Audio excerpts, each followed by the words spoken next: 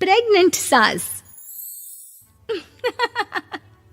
जमाना कितना भी बदल जाए, इतना भी नहीं कि बहू घर आए और सास गर्भवती दिख जाए। देखो मीरा, माँ का पूरा ख्याल रखना है, उनसे अब काम नहीं होता है। क्यों, क्या हो गया है? तुम्हारी माँ तो हट्टी कट्टी दिख रही है, पूरी शादी में घोड़ी की तरह नाची है, अब क्यों काम नहीं होता उनसे? वो माँ प्रेग्नेंट है ना, बच्चा होने वाला है। मैं कभी भी भाई बन जाऊंगा इस साल के अंत तक। क्या बोल रहे हो? वो सर पर हाथ रखकर बैठ जाती है। यार, पहले क्यों नहीं बताया? कैसा मजाक है ये? झूठ बोल रहे हो ना? हाँ, झूठ बोल रहे हो ना? तभी ससुर की आवाज आती है। बहू, पानी गरम कर दे, तेरी सास को दवाई देनी है।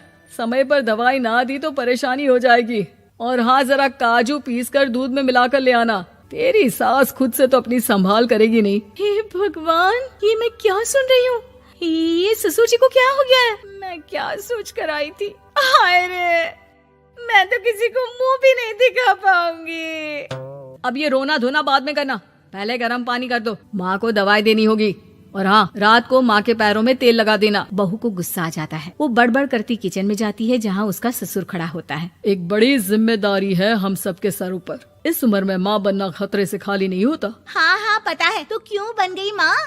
अरे खतरे से कम नहीं है तो क्या जरूरत थी लल्ला पैदा करने की? कैसी बात कर रही हो बहू? क्या तुम खुश नहीं कि घर में एक नया मेहमान आएगा, छोटे छोटे पैरों से पूरे घर में घूमेगा? पिताजी, ये हाथ जोड़े आपके, आप यहाँ से जाओ। ये शायरी बाद में बताना, अभी मैं पानी गरम करके थर्मस में दे देती हूँ।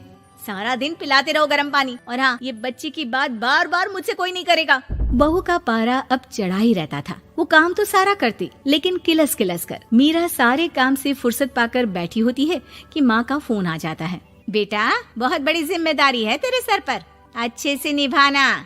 ससुराल में हर किसी को खुश रखना वैसे तो मुश्किल है, लेकिन भगवान ही हिम्मत देता है बहू को हर कुछ सहकर सबको खुश रखने की। क्या बड़बड़ किए जा रही हो माँ? जानती भी हो कि यहाँ क्या चल रहा है?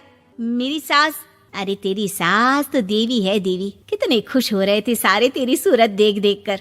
पता नहीं जैसे बहू नहीं कोई मन मांगी मुराद मिल गई हो उन लोगों को। अरे बात तो पूरी सुनो। मन मांगी मुराद तो पूरी हुई है। अरे मेरी सास को बच्चा होने वाला है, प्रेग्नेंट है वो। क्या बकवास कर रही है मीरा? ये बात किसी को कहना मत। मुझे तो बता दिया, लेकिन अब अपनी जबान सिल ले। कहाँ है तेरी सास? बात तो करा मेरी। पूछू जरा, पोता पोती खिलाने की उम्र में खुद का बच्चा खिलाने का शौक कहाँ से आ गया? और आया भी तो बताना तो चाहिए था। अब क्या नाक कटाने के लिए हम लोगों से रिश्ता जोड़ा है? रुक, तेरे पापा से बात करती हूँ। मीरा फोन रखकर लेट जाती है। वो एक सपना देखती है कि उसकी गोद में एक बच्चा खेल रहा है।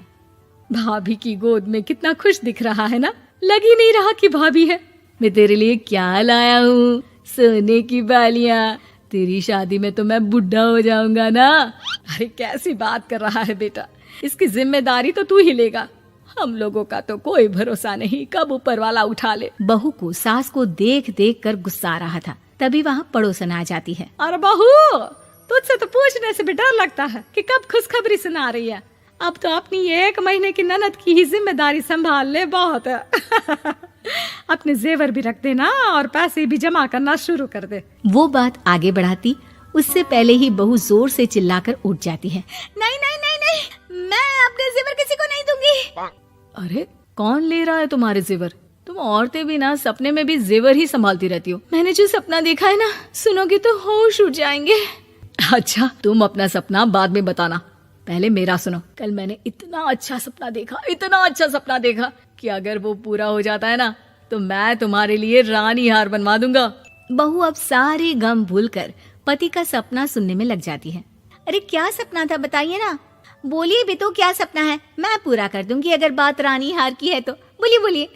मैंने रात को सपना देखा कि माँ को बेटी हुई है और मुझे बहन। सच्ची, इस घर में बेटी हो जाए तो मैं तो झूम ही उठूं। मीरा का मुंह बन जाता है। वो चुप हो जाती है और सपने की बात याद करती है कि बेटी हुई तो उसे ही अपने गहने उसे देने होंगे।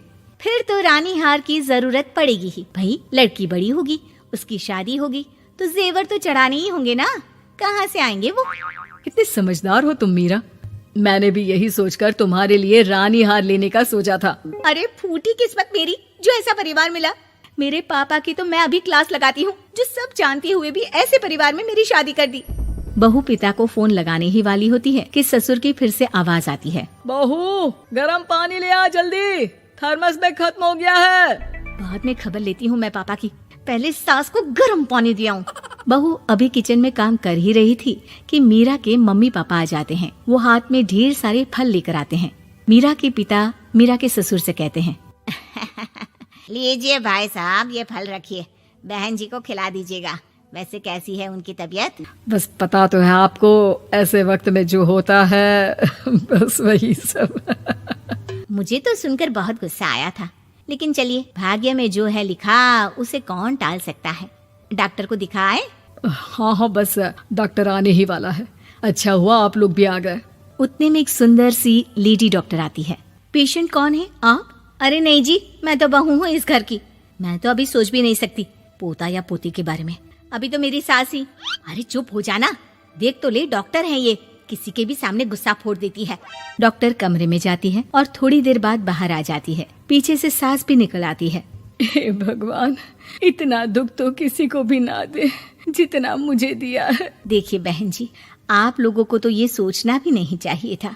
वही तो मैं भी कह रही थी कि आप लोगों के लिए तो सोचना भी गुनाह है, लेकिन अब पछताए होत क्या जब चिड़िया चुग गई खेत। डॉक्टर वहाँ से चली जाती है। मैं माँ नहीं बन सकती, मैं प्रेग्नेंट भी नहीं हूँ। ये कैसे? तुम तो बोल रही थी कि अरे वो गैस का दर्द था और पेट भी गैस से फूल रहा था। डॉक्टर ने चूर्ण दे दिया है, गर्म पानी से फांकना है।